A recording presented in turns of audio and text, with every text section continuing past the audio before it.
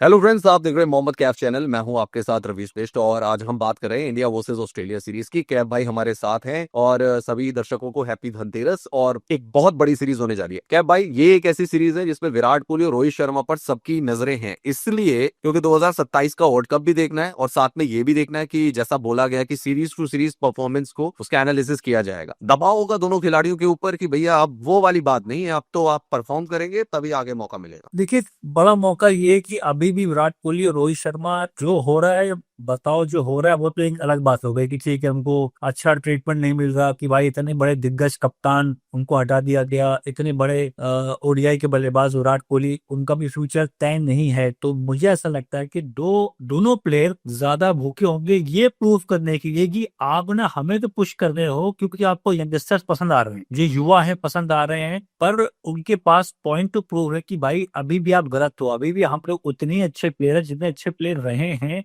India की, चाहे champions trophy हो चाहे वर्ल्ड कप हो, हर जगह उनका बल्ला चला है। विराट कोहली का 57 का औसत है ओडीआई में, 57 का औसत है, 14,000 रन है, 51 छक्का है, और रोहित शर्मा भी लगभग 11,000 रन बना चुके हैं। दोनों मतलब दिग्गज की बात यहाँ तक है। तो मुझे लगता है कि दोनों के पास पॉइंट टू प्रूव ये है कि भाई जितने भी बाहर की आवाजें हैं ना, उसको जो है ठीक है दरकिनार करो। अब आप पर्थ पहुंच गए हो, कल से मैच है, बदला चलेगा, तो यंगस्टर्स जो है पीछे उनको पुश कर रहे हैं। अब सीधा उनसे कंपटीशन है भाई, कि लोग अब ये बोले 3 ओडीआई के बाद कि देखा अभी भी विराट कोहली और रोहित शर्मा में उतना ही दम है जितना पहले था। अच्छा, मुझे बताइए कि चलो मैं रोहित शर्मा की पहले बात करता हूँ। अभी तक आप कप्तान थे, अब आप कप्तान नहीं है, अब शुभमन गिल कप्तान है, तो क्या एडजस्टमेंट में दिक्कत आएगी? क्योंकि हमने मुंबई इंडियंस के लिए तो देखा है कि रोहित शर्मा कप्तानी नहीं कर रहे थे तो असर पड़ रहा था टीम के ऊपर भी।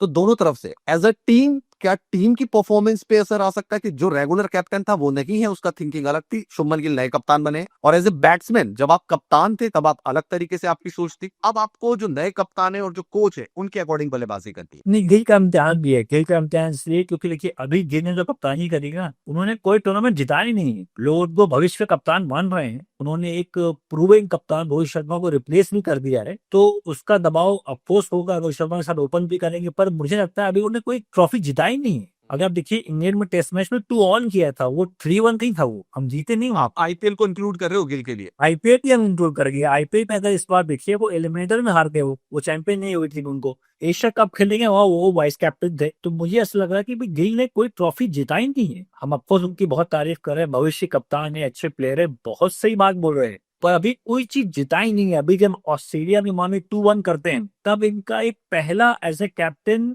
वो जीत का नाम वहां दर्ज होगा कि भाई जिताया है। अभी इंग्लैंड में 2-1 कराया था बतौर कैप्टन, जिताया नहीं था।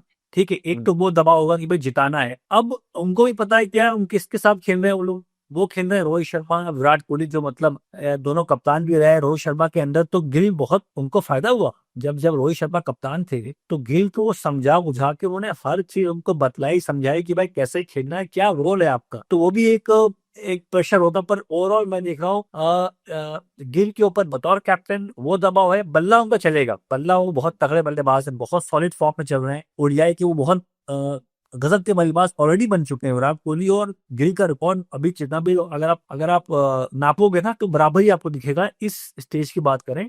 पर कप्तानी में इम्तिहान है, क्योंकि उनके पास ना बुमराह है ना मोहम्मद शमी है। अगर कुलदीप को उन्होंने कल नहीं खिलाया तो ये बहुत बड़ी गलती होगी, यही बोल दे रहा हूं मैं आपको।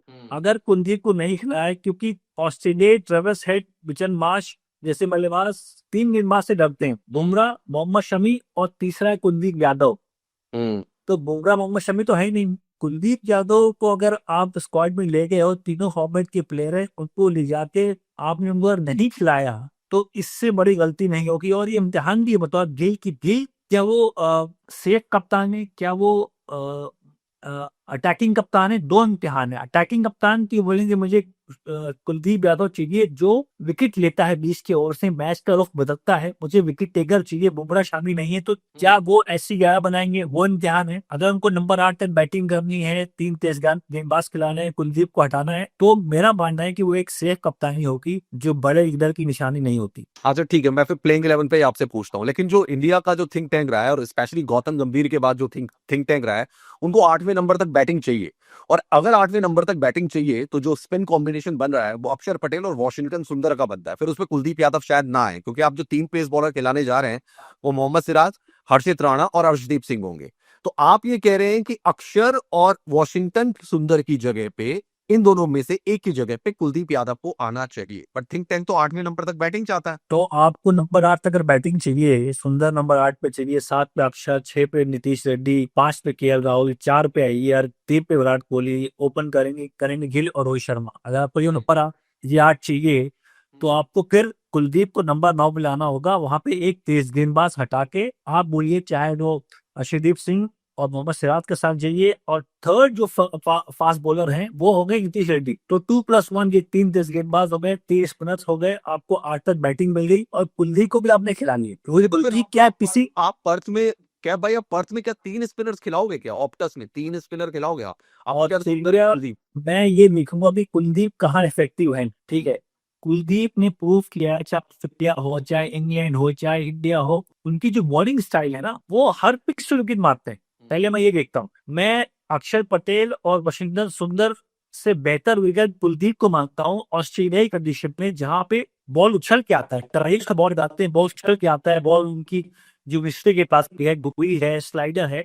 तो अक्षर पटेल उतना से ज्यादा बल टिकटेगा कुलदीप एक्सप्लोर की बात कर रहे थे, और वो प्रूव किया। चाहे कोई भी फॉर्मेट देख लो, टेस्ट मैच, ओडीआई, टी20, चाहे कोई भी हालात में बॉलिंग कराओ, तो विकेट मारता है। तो क्या भाई, पर्थ में अब मुकाबला है, पहला ओडीआई मैच, तो आपकी प्लेइंग 11 क्या होने वाली है इसके लिए? देखिए, मेरी 11 होगी, शुभमन गिल ओपन करेंगे, रोहित शर्मा वहां पे रहेंगे उनके साथ, 3 नंबर पे विराट कोहली, 4 पे श्रेयस अय्यर, 5 पे केएल राहुल, 6 पे रेड्डी, 7 पे अक्षर पटेल, 8 पे वाशिंगटन सुंदर, 9 पे कुलदीप। कुलदीप का बहुत बड़ा डिबेट है, कुलदीप जेन्युइन विकेट टेकर है। बुमराह, शमी, देखिए 3 गेंदबाज से ऑस्ट्रेलिया की टीम बनती है, 2 का नाम है बुमराह, 1 है शमी, और तीसरा है कुलदीप यादव। अगर तीनों नहीं होंगे 11 में, तो फिर दिक्कत होगी, आप वहां जीत नहीं पाओगे। तो कुलदीप को नंबर 9 पे रखता हूँ, और मोहम्मद सिराज, अर्शदीप सिंह, ये मेरी 11 है। तो 2 तेज गेंदबाज प्लस नीतीश रेड्डी, थर्ड तेज गेंदबाज, और 3 स्पिनर्स, और इन सब में से जो जेन्युइन विकेट टेकर है वो चाहे कैसी हालात हो, कैसी कंडीशन हो, विकेट मारना हमको आता है। हर्षित राणा को आपने नहीं रखा? वो तो सबके फेवरेट है, हर्षित राणा आपकी प्लेइंग 11 में नहीं है?